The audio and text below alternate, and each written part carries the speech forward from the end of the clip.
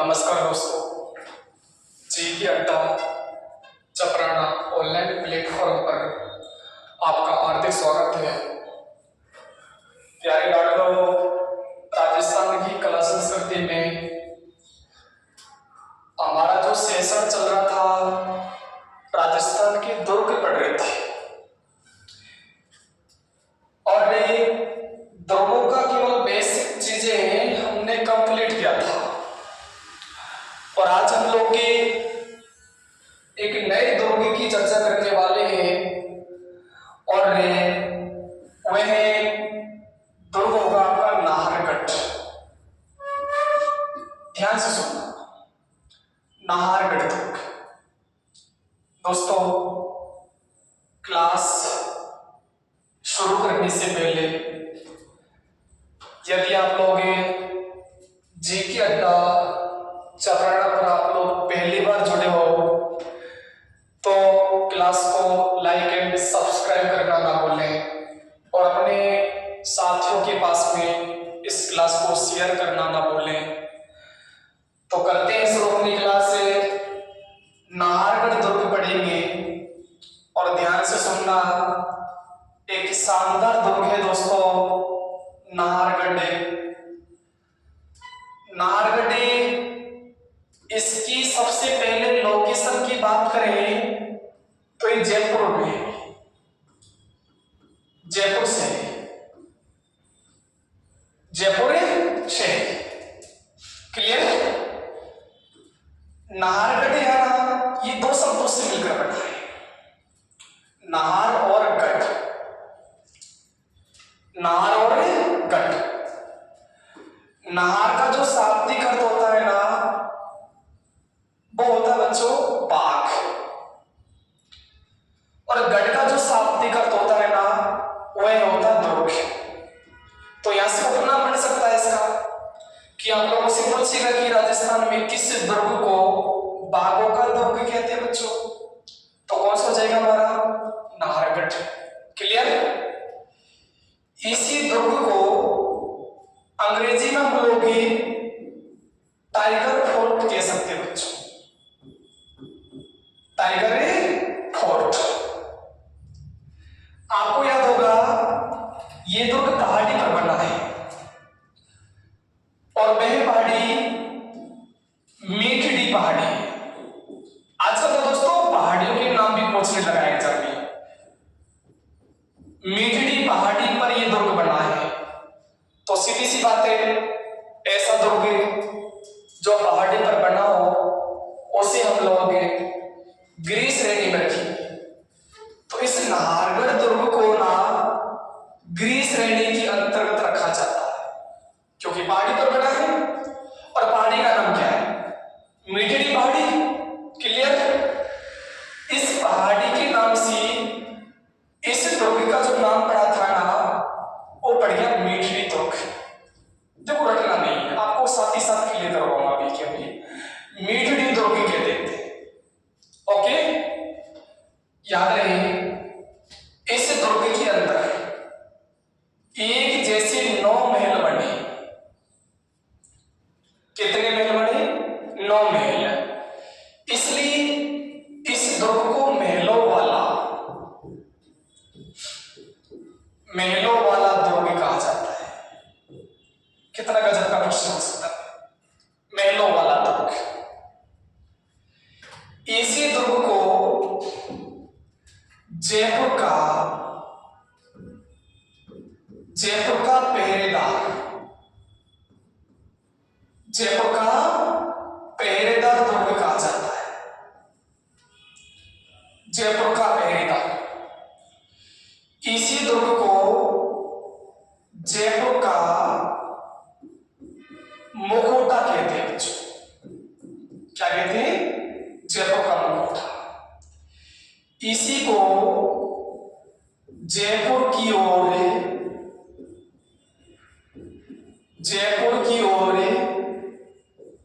झांकता हुआ दुर्ग कहते हैं। जयपुर की ओर झांकता हुआ दुर्ग।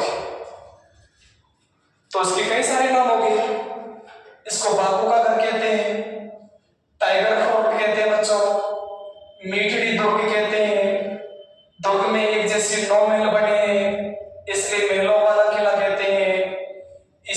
जयपुर का पहरेदार किला कहते हैं, इसी को जयपुर का मुखौटा कहते हैं, इसी को जयपुर की ओर झांकता हुआ किला कहते हैं। अब आपके जहन में एक बिंदु आ रहा होगा कि इस दुर्ग का नाम ही नाहरगढ़ क्यों पड़ा था। इस दुर्ग का जो नाम ही नाहरगढ़ क्यों पड़ा था, तो याद रहे इस दुर्ग का जो नामकरण हुआ था, इस दुर्ग का जो नाम पड़ा था, यहाँ की स्थानीय देवता थे बच्चों नाहर सिंह। कौन है? नाहर सिंह भोमिया। नाहर सिंह भोमिया के नाम पर इस दुर्ग का नाम बोलो क्या पड़ा था? नाहरगढ़ पड़ा था। क्लियर? अब आपके मन में एक प्रश्न बन रहा होगा कि जब नाहर सिंह के नाम से इसका नाम नाहरगढ़ पड़ गया तो उसको पहले किस नाम से जानते थे?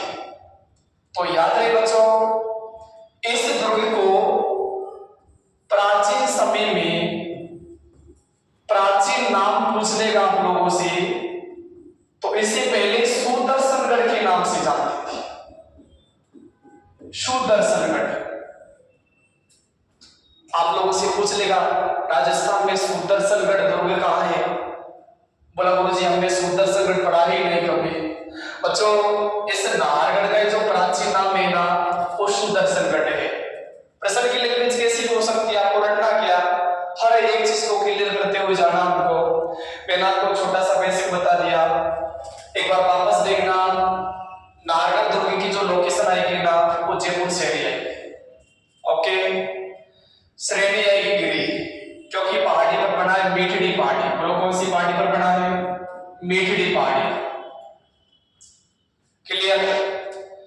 नाहरगढ़ दो शब्दों से मिलकर बना है, बाघ, नार और गढ़। नार का शाब्दिक अर्थ होता है बाघ, गढ़ का शाब्दिक अर्थ होता है दुर्ग। तो बाघों का क्या कह देंगे? दुर्ग। अंग्रेजी में बोल दिया टाइगर कोट। क्या बोल दिया? Tiger coat. पहाड़ी के नाम से मीठड़ी दुर्ग कह देते हैं। दुर्ग में एक जैसे 9 महल बने, इसलिए कहते हैं महलों वाला किला। क्लियर? जयपुर का पहरेदार कहते हैं, जयपुर का मुखौटा कहते हैं और जयपुर की ओर झांकता हुआ किला कहते हैं। चलो भाई स्क्रीनशॉट ले लिया, एक बार देख लेना वापस। क्लियर? आगे चलते दोस्तों। चलो बाकी सुनना, जो नाहरगढ़ दुर्ग है ना, नाहरगढ़ दुर्ग इसका जो निर्माण करवाया था, नाहरगढ़ दुर्ग का जो निर्माण करवाया था बच्चों जयपुर की शासकी सवाई जयसिंह। सवाई जयसिंह। और सवाई जयसिंह ने इस दुर्ग का निर्माण 1734 ईस्वी में करवाया था। क्लियर? ये सवाई जयसिंह वही है जिन्होंने जयपुर शहर बसाया था। ये सवाई जयसिंह वही है जिन्होंने जयपुर, दिल्ली, उज्जैन, बनारस, मथुरा 5 अलग अलग स्थानों पर 5 वेधशाला बनवाई थी दोस्तों। ये सवाई जयसिंह वही है जिसने जयपुर में सिसोदिया रानी का महल बनवाया था। ये सवाई जयसिंह वही है जिसने जयपुर में नाहरगढ़ दुर्ग का निर्माण करवाया। और याद रहे इस दुर्ग का जो निर्माण करवाया ना, इसमें मराठों के आक्रमण से बचने के लिए करवाया था। मराठों के आक्रमण से बचने के लिए, ये भी याद है, मराठों के आक्रमण से बचने के लिए करवाया। क्लियर? याद रहे आप लोगों से नाहरगढ़ का प्रवेश द्वार पूछ सकता है। नाहरगढ़ का प्रवेश द्वार पूछ सकता है, तो याद रखना नाहरगढ़ का प्रवेश द्वार नाहरपोल कहलाता है। नाहरगढ़ के नाम से नाहरपोल, और नाहरपोल किस दुर्ग का प्रवेश द्वार कहलाता है? नाहरगढ़ का। क्लियर? अब देखो एक बार स्क्रीनशॉट लेना भाई।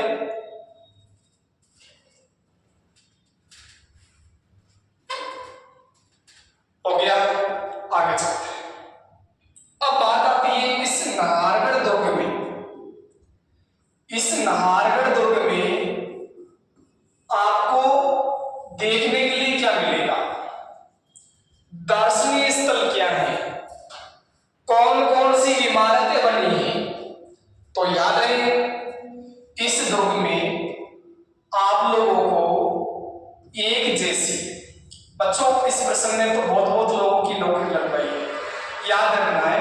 एक जैसे 9 महल बने। कितने महल बने? 9 महल। याद है कैसे करना है? ना से 9 और ना से नाहरगढ़। क्लियर? एक जैसे 9 महल इस दुर्ग में माधो सिंह ने बनवाई थी। किसने बनवाई थी दोस्तों? माधो सिंह। और ये माधो सिंह भी याद करना ये द्वितीय है। इसने एक जैसे महल क्यों बनवाई थी? अलग अलग रूप, अलग अलग आकार, छोटा बड़ा हो सकता था। तो याद रहे दोस्तों, इसने जो एक जैसी महल बनवाए थे ना, वो अपनी 9 पासवानों के लिए बनवाई थी। 9 पासवानों के लिए, सभी को समान रूप से चाहता था, इसलिए इसने एक जैसी 9 महलों का निर्माण करवाया था। और याद रहे जो 9 महल बने हैं ना, इसमें ये विक्टोरिया शैली में बने। कौन सी शैली में? विक्टोरिया शैली में। क्लियर? अब थोड़ा सा प्रश्न यहां से घूमता है दोस्तों। हम लोग जब नाहरगढ़ पढ़ते हैं ना, तो बच्चे पढ़ते हैं कि नाहरगढ़ का निर्माण सवाई जय सिंह ने करवाया था।